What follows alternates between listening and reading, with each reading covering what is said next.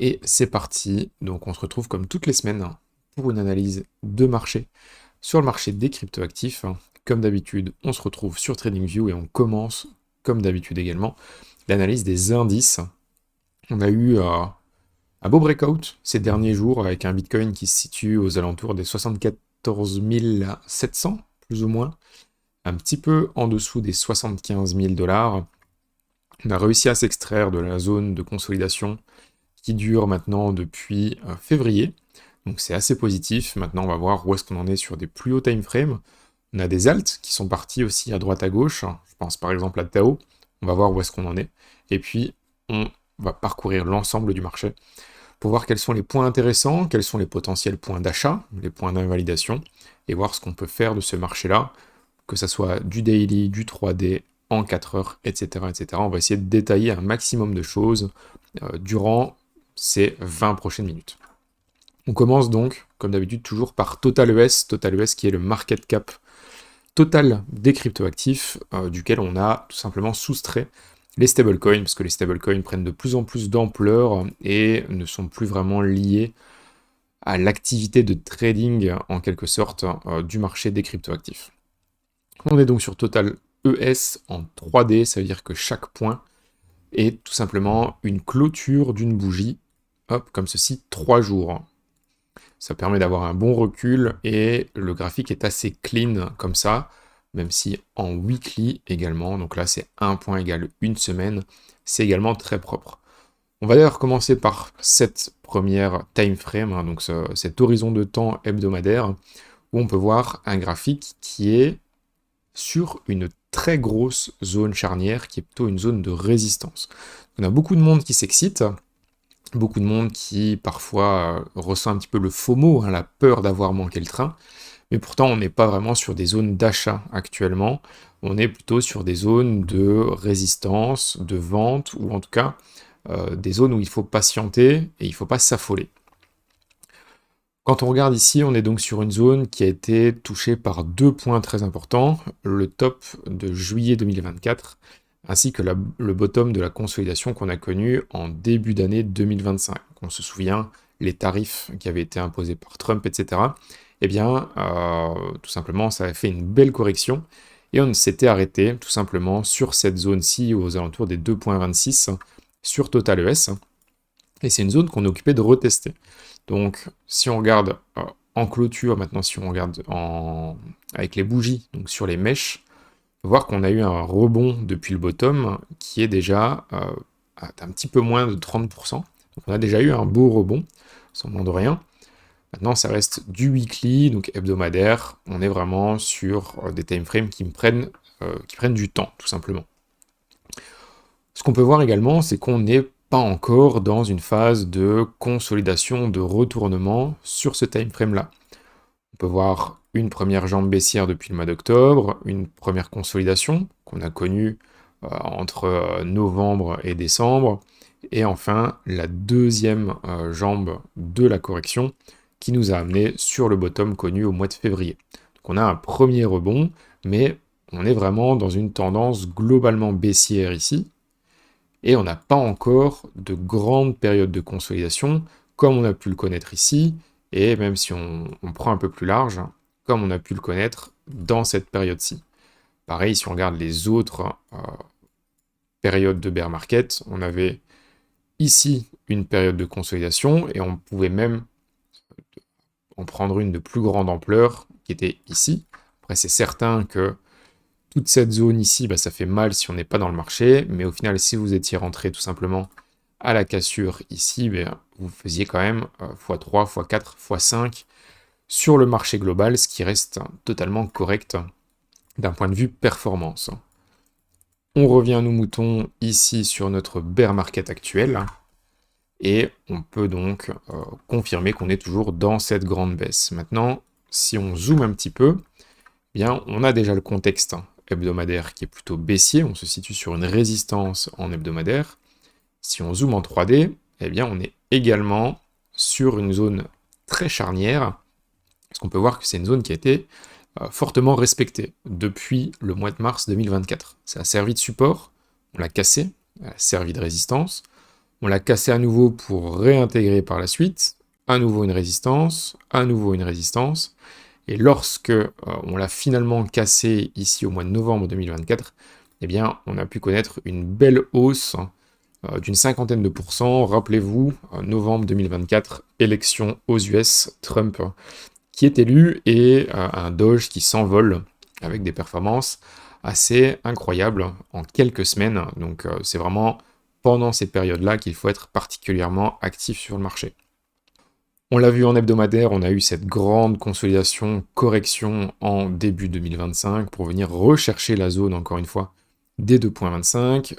On a rebondi sur cette zone-là pour faire un nouveau plus haut, qui n'a pas été fou, hein. C'est un peu comme ce qu'on a connu ici sur le top de 2021, où en fait on a eu un premier top ici, correction, deuxième poussée, on vient faire un nouvel ATH, mais pour autant, il n'y a plus de force dans ce marché-là. On vient s'écraser et on entame un gros bear market. C'est exactement ce qu'il s'est passé, donc on a eu une correction, un rebond, on vient faire un nouveau plus haut, de nouveaux ATH, mais pas de reprise haussière, donc c'est ce qu'on a connu également ici, hein. On a un top, un nouvel ATH, mais ravalement baissier, et on entame un bear market, donc l'histoire se répète en quelque sorte. On reteste donc cette zone charnière, donc encore une fois, on n'est pas vraiment dans une zone d'achat agressif, mais plutôt dans une zone où on sécurise ses profits, on remonte peut-être ses stop-loss, et on essaye de sécuriser tout simplement son portefeuille. On ne cède pas au FOMO sur ces zones actuelles. On n'a pas vraiment eu de très longues consolidations sur ces time frames-là, en tout cas sur du 3D ou du hebdomadaire. Si on zoome maintenant en daily, donc un point égale une journée, là on commence à avoir des zones un peu plus intéressantes pour du trade un peu plus court terme. Donc on pouvait voir qu'on avait une belle consolidation ici. On l'expliquait la semaine dernière, on avait eu un ravalement à l'intérieur de la consolidation, ce qui était malheureusement pas terrible, étant donné que ça cassait un petit peu la structure, parce qu'on avait une belle structure de hausse avec une résistance bien marquée, cassure et on vient réintégrer. Un peu dommage. Par contre, le bon point positif, c'est qu'on n'est pas venu faire des nouveaux plus bas. Par rapport ici aux deux points bas de fin février, eh bien on est venu rebondir sur cette zone-là, avant de retourner rechercher les 2,24 trilliards, tout simplement, ici sur Total ES. Si on estime qu'on avait une grosse zone de consolidation et qu'on devait retourner chercher la zone de consolidation précédente, eh bien la prochaine zone tout simplement de résistance serait ici, le retest de cette consolidation qu'on a connue entre 2025 et début 2026. On aurait donc, à la sortie de la consolidation, une target à une vingtaine de pourcents de performance à aller chercher, avec, comme on le rappelle, des zones de turbulence entre deux, en hebdomadaire et en 3D. Donc c'est vraiment pas l'idéal. Ça, c'est pour Bitcoin. Donc globalement, on était sur Total ES, mais le chart de Bitcoin ressemble quand même fortement. Sauf que la résistance ici, elle est beaucoup plus propre sur Bitcoin que sur Total ES. Si on regarde la résistance ici qui était à 74 000 $ grosso modo, eh bien, on l'avait retesté une première fois ici, une deuxième fois ici. Lorsqu'on l'avait cassé début novembre, eh bien, on se souvient, on avait eu le gros pump suite à l'élection de Trump.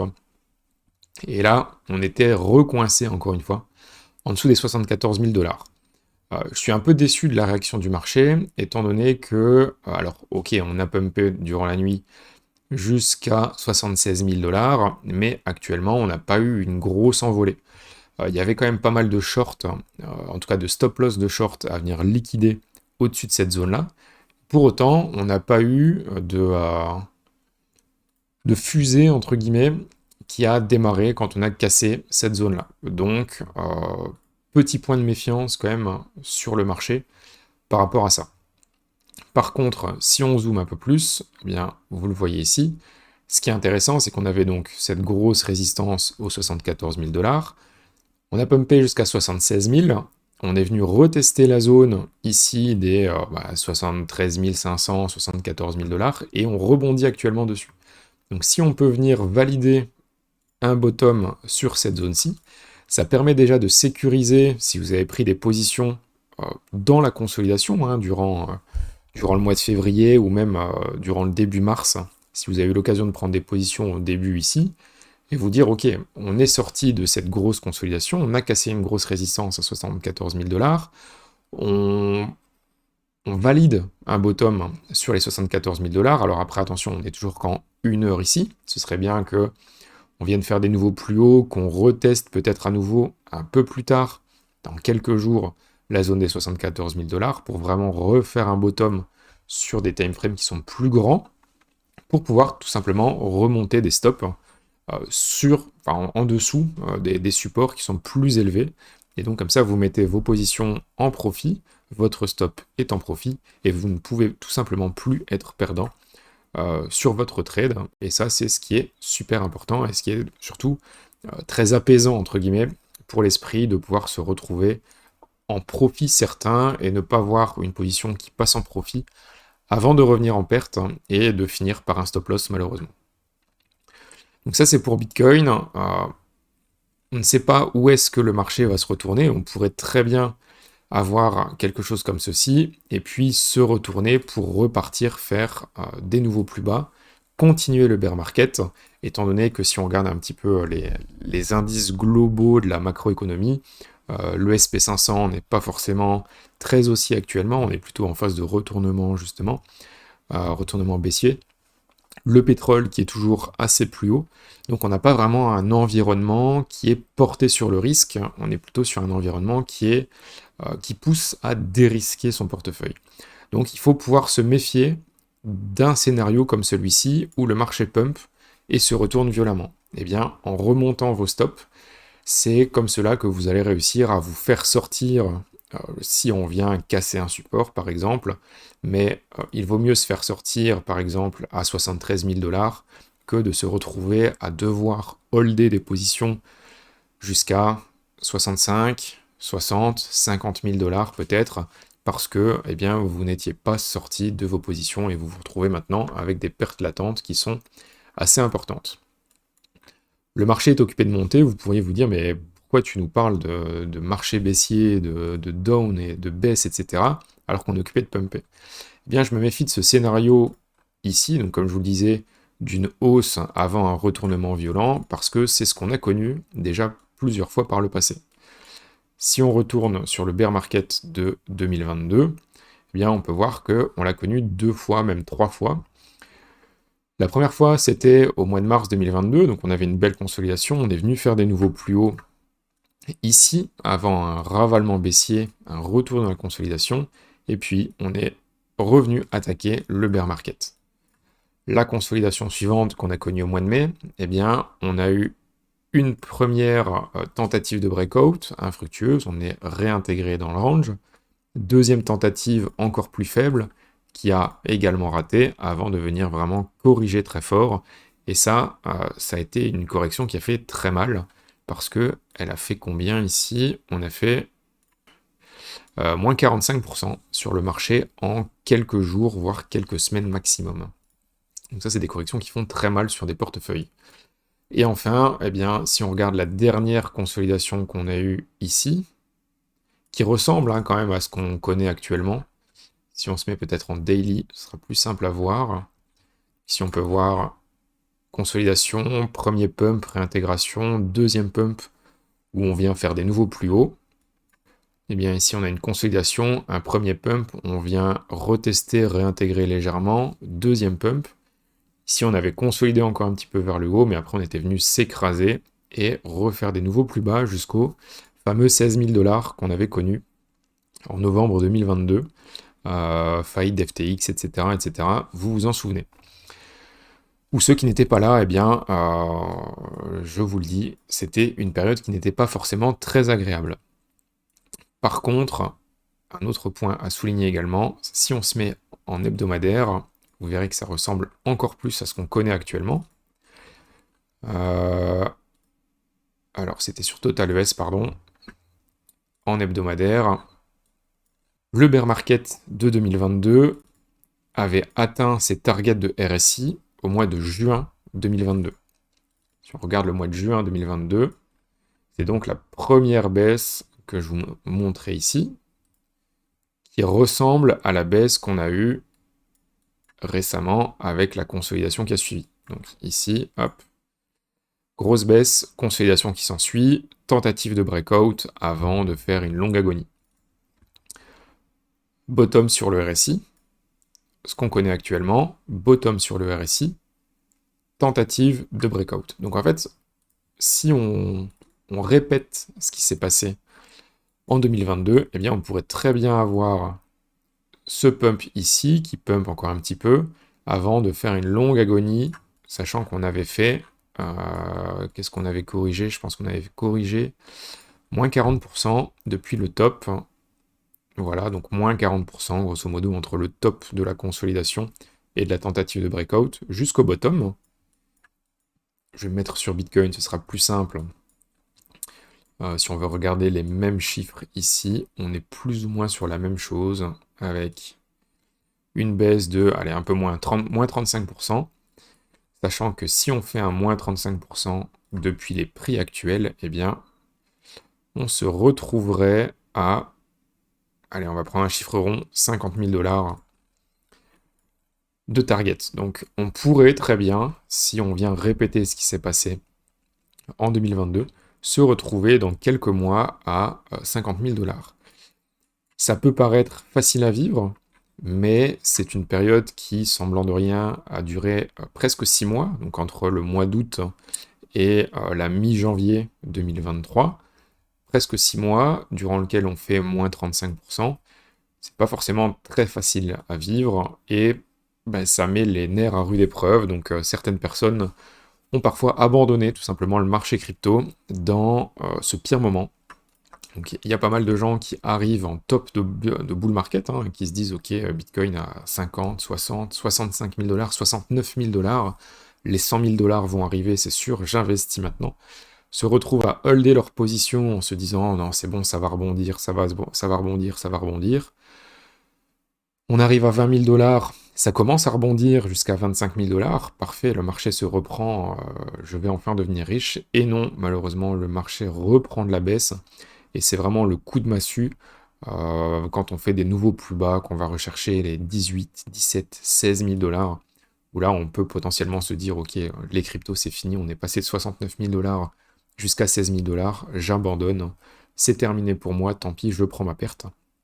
Eh bien non, pas forcément, parce que c'était au final le meilleur moment pour investir sur ce marché-là. Vous le savez, parce que vous suivez les vidéos toutes les semaines, mais les personnes qui ne s'informent pas, eh bien, ne le savent pas forcément, et c'est à ça qu'on reconnaît tout simplement le retail, entre guillemets, sur les marchés. Voilà grosso modo pour l'analyse un peu plus approfondie de ce qui se passe actuellement sur le marché Bitcoin et Total ES. On peut passer rapidement sur le reste du marché parce qu'il y a des choses intéressantes à voir également. Au niveau des alts, on peut penser que c'est l'effervescence, que les alts montent, etc. En tout cas, c'est ce qu'on pourrait penser en regardant Twitter et les autres canaux, ou parfois même sur YouTube. On voit certains YouTubeurs qui s'exclament parce qu'il y a 3 alts qui sont partis, notamment Tao. On parle beaucoup de Tao, on va y revenir juste après. Mais pour autant, Total 3 ESBTC, donc Total 3 ESBTC c'est quoi? C'est Total 3, donc ça c'est le market cap global sans Bitcoin et sans Ethereum. ES, on a enlevé les stablecoins, et BTC c'est pour dire que tout ça est coté par rapport à BTC. Donc globalement, ce sont les alts versus Bitcoin. Donc c'est là qu'on arrive à déterminer si le marché des alts est plutôt porteur par rapport à Bitcoin ou s'il n'est pas porteur par rapport à Bitcoin. Tout simplement, si ce graphique-ci est haussier, ça veut dire qu'il vaut mieux être positionné sur les alts. Par contre, s'il est baissier, eh bien, il n'y a absolument aucun intérêt à aller se placer sur les alts en général. Il y aura évidemment toujours des alts exceptionnellement qui, à droite ou à gauche, feront plus 10, plus 15, plus 30% peut-être, mais c'est des environnements de marché qui sont très compliqués pour les alts. Et actuellement, eh bien, on n'est pas dans une période de marché qui est propice aux alts. Et j'ai absolument aucun problème à aller me positionner sur des alts, au contraire, j'adore ça, mais dans des périodes qui sont propices pour les alts. Les périodes qui sont propices pour les alts, c'est quoi? C'est ce qu'on a connu à l'été dernier, c'est ce qu'on a connu au mois de novembre 2024, et globalement, c'est ce qu'on a connu en 2021 également. Bon, pour les plus anciens, c'est ce qu'on a connu en 2017 aussi, mais je pense que pas grand monde qui était déjà là à l'époque. Globalement, depuis l'été, il n'y a rien à se mettre sous la dent sur les alts. Alors, comme je le disais, oui, il y a parfois l'une ou l'autre alt qui part, mais on n'est pas dans une période qu'on pourrait appeler alt season, là où c'est facile de faire de l'argent sur les alts, et là où c'est le moment d'aller sur les alts. Cependant, on peut quand même remarquer que la tendance baissière ralentit, on a une certaine contraction de la volatilité, et donc potentiellement une zone de bottom qui est peut-être occupée de se former. Et je dis pas qu'on a fait un bottom, mais on est peut-être occupé de former dans les prochaines semaines, prochains mois, un bottom. En tout cas, une des premières confirmations, ce serait déjà de venir casser le plus haut précédent qui est ici, et les suivants, évidemment. Maintenant, peut-être qu'on va simplement faire ceci, et puis refaire un nouveau plus bas, et continuer à s'écraser. On n'en sait rien pour l'instant, en tout cas le marché n'est pas propice sur les alts, c'est un fait. Alors OK versus USD, eh bien ça se comporte pas trop mal, hein, mais comme on le voit ici, eh bien il vaut mieux être placé sur Bitcoin que sur les alts. Une alt qui est intéressante, même si je la considère plus vraiment comme une alt, hein, mais plutôt comme une crypto en tant que telle, pas vraiment au même titre que Bitcoin, mais en tout cas, elle se démarque quand même des alts en général, c'est Ethereum. Ethereum fait une belle consolidation, un peu comme le marché globalement, a connu un beau breakout, mais on vient très vite s'encastrer dans la consolidation précédente, qui sert donc de résistance actuellement. Donc j'ai vraiment beaucoup de doutes pour que on fasse quelque chose qui passe à travers ces résistances-là du premier coup. Je pense vraiment qu'on peut avoir plutôt un rebond là-dessus et un peu plus de consolidation, et pourquoi pas venir rechercher le haut de la boîte, hein. Si vous êtes un peu bullish sur Ether et que vous cherchez une possibilité de vous exposer, eh bien venir rechercher cette boîte verte qui est tout simplement le top de la consolidation qu'on a connue au mois de février. C'est pour moi une bonne zone d'exposition. Après, c'est pas des conseils en investissement, mais d'un point de vue analyse technique, hein, on est sur une zone intéressante pour aller se positionner et peut-être swapper des bitcoins vers des ethers si le marché arrive à se reprendre. Maintenant, si Ether versus BTC re-rentre dans sa consolidation, eh bien là, on pourrait peut-être se dire que la structure baissière qu'on a commencé au mois d'août 2025, eh bien, continue malheureusement à se développer. Ça, c'est pour Ether. Au niveau de Solana, eh bien, Solana BTC n'est toujours pas haussier, donc on est occupé d'attaquer ici la ligne de tendance qui sert de résistance, mais pour l'instant, pas de breakout vraiment sur Sol, on est toujours occupé de consolider. Tao, on en a beaucoup parlé, on est actuellement sur une zone de résistance, donc il y avait une très belle entrée à prendre dans cette zone-ci lorsqu'on a cassé les plus hauts aux alentours des 200$, donc on a eu en même temps la cassure de la ligne de tendance plus la cassure de la ligne horizontale, qui était la zone de résistance, et on est venu faire globalement un plus 50% presque, en venant rechercher cette deuxième zone de résistance aux 290$, qui est donc le retest des tops qu'on a connus au mois de janvier 2026. Pour l'instant, je ne m'exposerai pas sur Tao, étant donné le pump récent qu'on a connu. Alors oui, c'est une des alts les plus fortes, mais on est sur une zone de résistance, et le marché global des alts n'est pas porteur, donc méfiance tout de même. Doge continue de consolider. En 4 heures, on a une belle zone de résistance au niveau des 138 Satoshi. Pareil, patience, attendons de voir si on peut avoir un retournement sur le marché des alts et potentiellement un breakout de cette zone-là pour aller se positionner, mais pour l'instant, je pense que c'est trop tôt pour aller vraiment s'exposer agressivement sur cette coin. Aster nous fait quelque chose de très beau également.